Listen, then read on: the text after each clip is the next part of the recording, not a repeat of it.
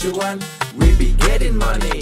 Cuan. Oke Mas Bro, sebelum kita lanjut ke videonya, saya share info bahwa grup STS akan ngadain lagi kelas pelatihan swing pendek STS tanggal 18 Agustus 2024 di jam 8 sampai jam 12 siang waktu Indonesia Barat, teman-teman. Nah, teman-teman akan dapat rumus swing yang sangat powerful, teman-teman, yaitu Sugiono, Sugiono 2, Sugiono Mini, dan Uptrend.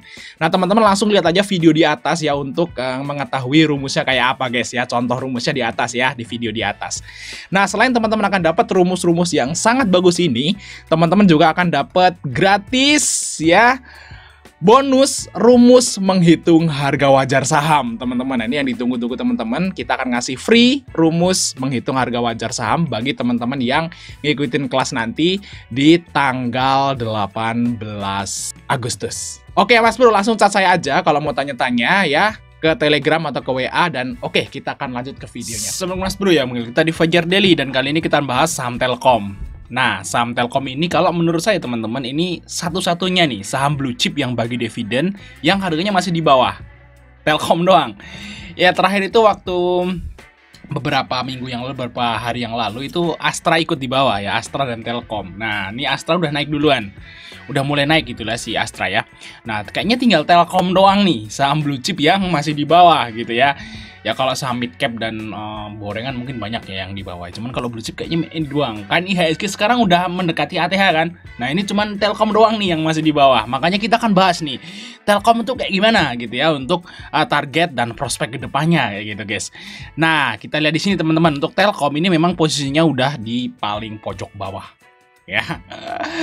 Kalau yang bawah lagi ya mungkin waktu pandemi. Nah, pandemi memang di bawah lagi. Tapi kan ini sekarang nggak pandemi, teman-teman ya. Ini juga harganya udah mendekati harga pandemi gitu ya. Walaupun sekarang nggak pandemi gitu.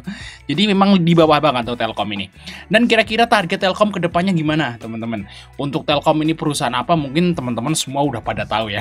Udah pada tahu Telkom ini perusahaan apa. Kalau untuk laba, ya untuk laba Telkom ini sebenarnya turunnya sih nggak terlalu banyak. Dan udah kita jelasin di video yang lalu. Saat saya bahas Telkom, itu labanya itu turun itu karena dia investasi di Goto.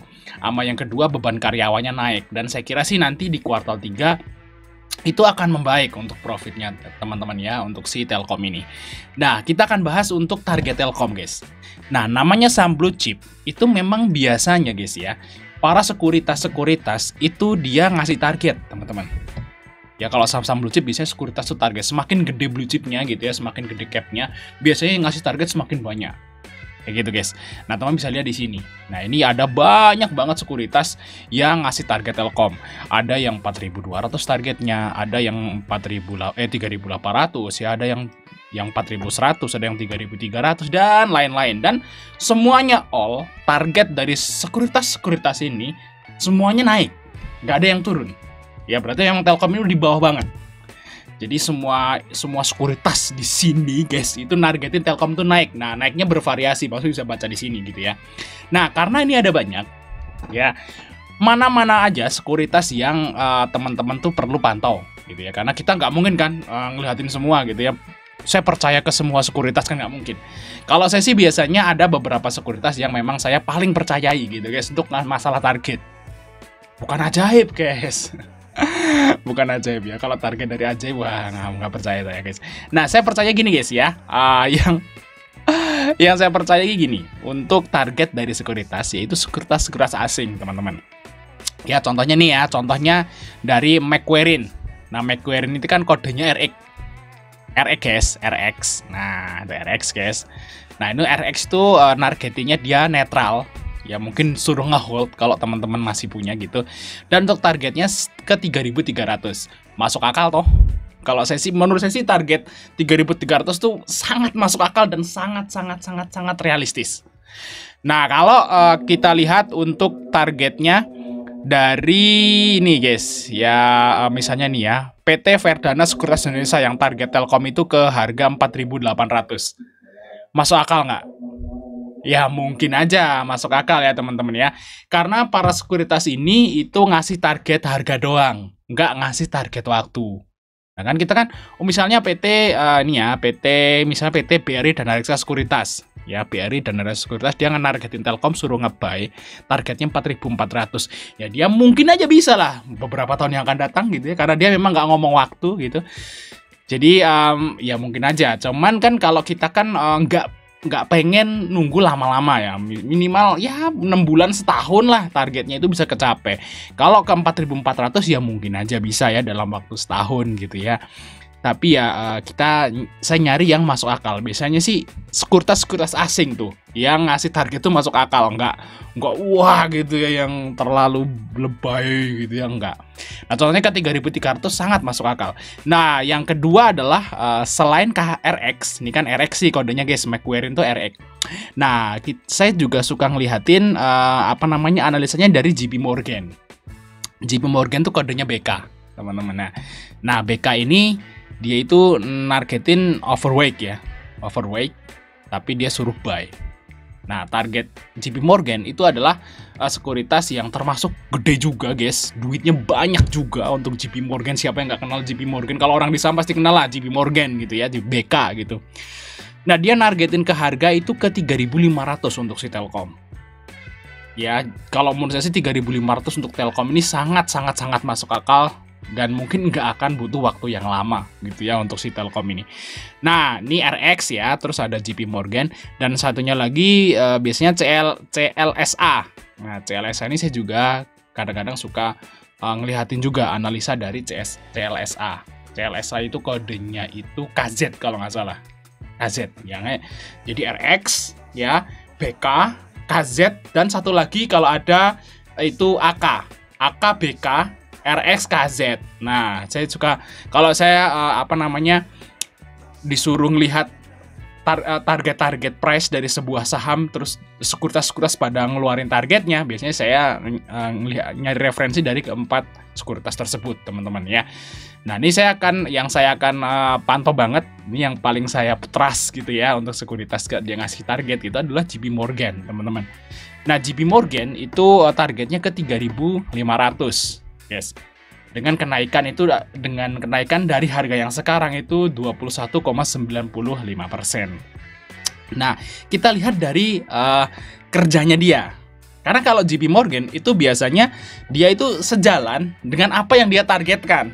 Biasanya contohnya nih, kita lihat untuk Telkom guys.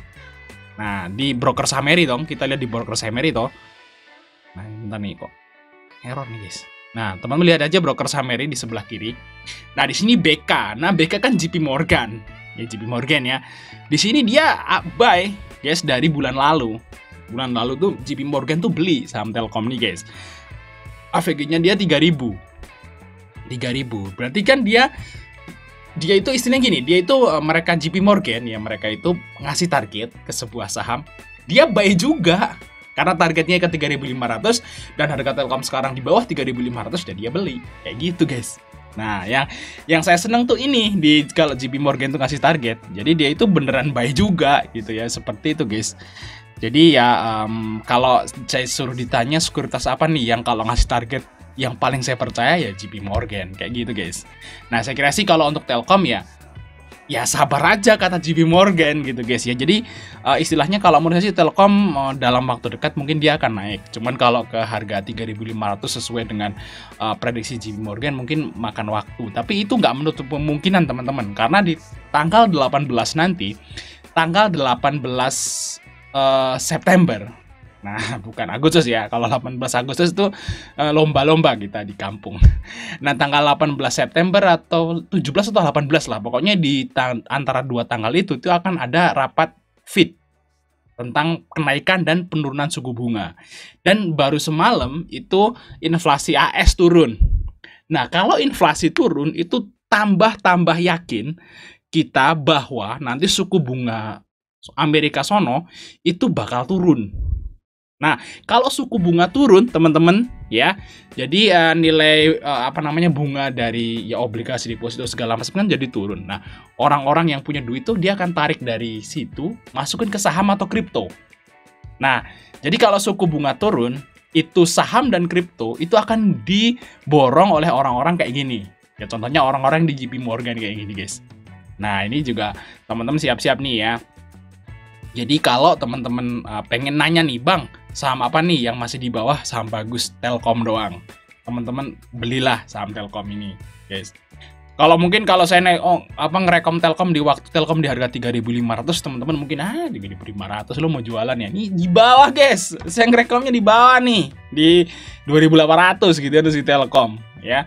Ini bahkan jauh di bawah targetnya JP Morgan, teman-teman ya. Kalau bisa sih ini bisa di-buy lah untuk Telkom, di hold aja nanti ya minimal sampai tanggal 18 September lah, saat euforia suku bunga turun, mereka akan euforia dan saya kira sahamnya akan naik. Nah, sampai ke harga misalnya ke harga 3.000 aja itu udah lumayan loh. Lumayan kan? Sampai harga 3.000 aja udah naik berapa? 7-8%, 10% tuh udah lumayan kalau si Telkom, teman-teman ya.